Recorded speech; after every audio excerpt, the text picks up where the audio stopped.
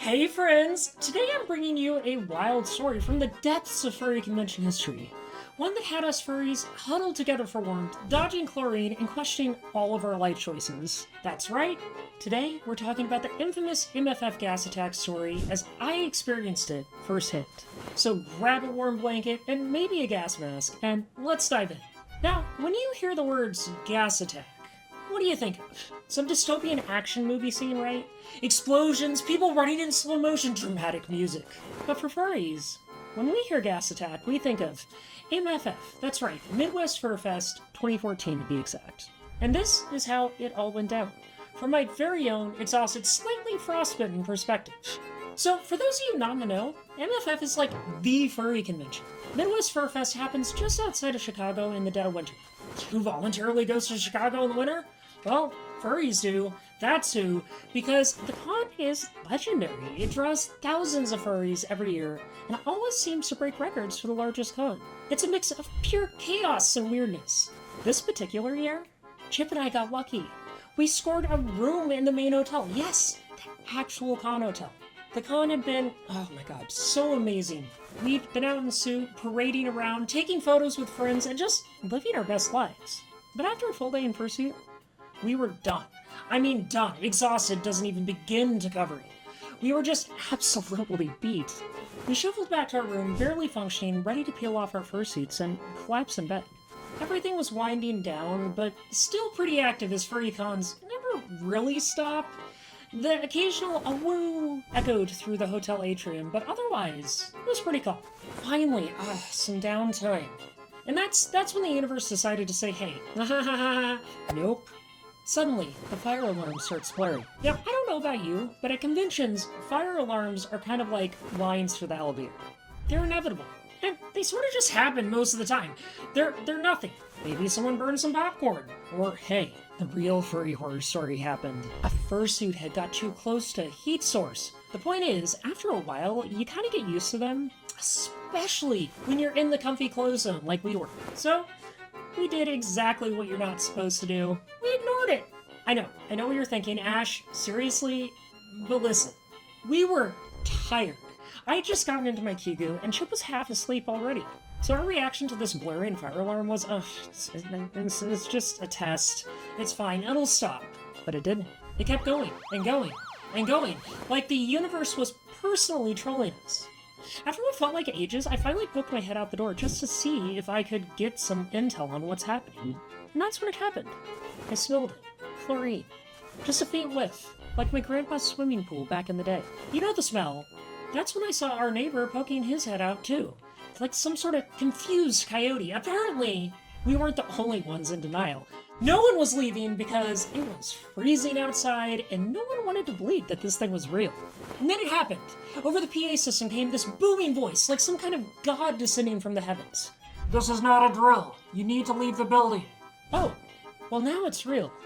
The panic sets in.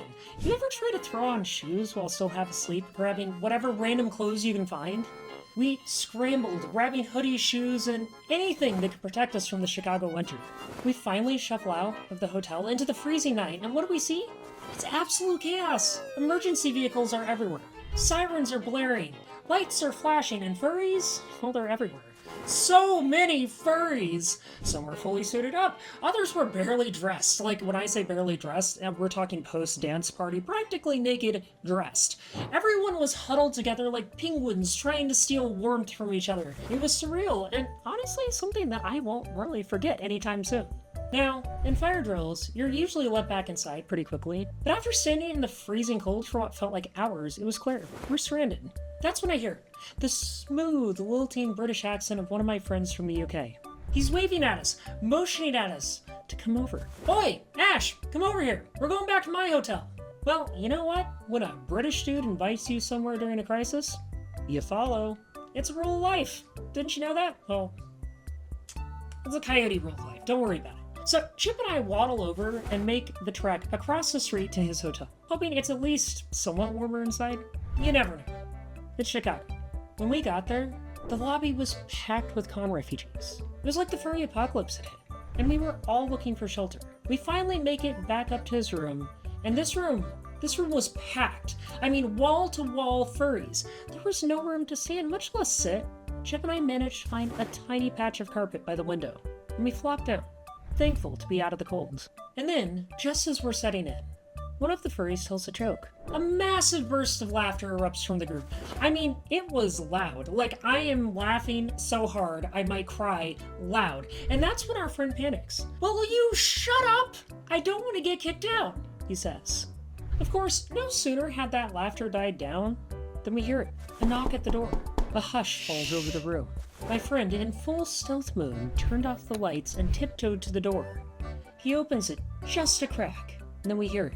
In a booming voice from the hotel security guard, we hear, "We've had some complaints about the noise. How many people are in this room?" Now my friend, without missing a beat, goes, Yeah, it's just me and my husband." The guard wasn't buying it. "I'm gonna need to check the room." Well, that was it. Lights back on, and my friend sighs, "All right, folks, it's time to go. The jig is up." We all piled out, one by one, like clowns exiting a clown car. I'll never forget the look on the security guard's face as furries just kept coming out of this tiny room. Honestly, it was pretty absurd. There must have been at least 50 of us in there, maybe more. So once again, we're back out in the freezing Chicago night. The hotel was on lockdown, so we had to figure something out fast before we turned into furry popsicles. That's when I had a brilliant idea. I pulled out my phone and Googled the nearest open restaurant. Ah yes, Denny's. Sweet, sweet salvation in the form of late-night pancakes and really bad coffee. The Denny's was about a mile away, and let me tell you, that was the longest mile of my life. Teeth chattering as we trekked through the streets of Chicago in search of warmth. When we finally reached our lurid yellow beacon of hope, it was packed. A mixture of furries, clubbers, and other night owls, all smashed together in a haphazard mishmash of weird. And weird it was. We waited for what felt like forever, but eventually we were seated. I ordered the chicken fried steak because clearly I make great life choices. And let me tell you, it was awful, like a brick made of sadness and regret. The coffee, it was burnt to a crisp, but hey, at least it was warm. As we sat there, looking at reruns on the TV in the corner, the news came on. There it was, a live broadcast about the gas attack at our convention. We were all glued to the screen as reporters laughed. Yes, laughed. About how someone had released chlorine gas at a furry convention. They treated it like some sort of joke. But for us, it wasn't funny. It was terrifying. Our con, our safe space, had been attacked, and we still didn't know why. After a few more miserable bites of my meal, we got word that it was safe to return to the hotel. The walk back was long, cold, and full of confusion. What did this mean for us? For our community? Why would somebody do this to us? These were the questions swirling in our minds as we trudged back to the hotel in the early hours of the morning. The rest of the con went on, but honestly, the mood had shifted. There was an underlying tension, something none of us could shake.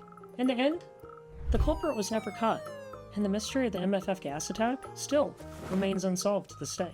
But hey, we're furries. We're resilient. We survived chlorine, the Chicago cold, and even a bad Denny's chicken fried steak. And that's what matters. So friends, if you enjoyed this tale of chaos, laughter, and near frostbite, please consider checking out my Patreon.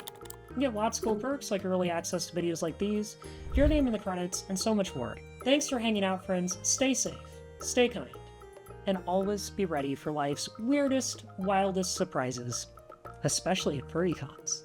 See you next time, friends. Goodbye.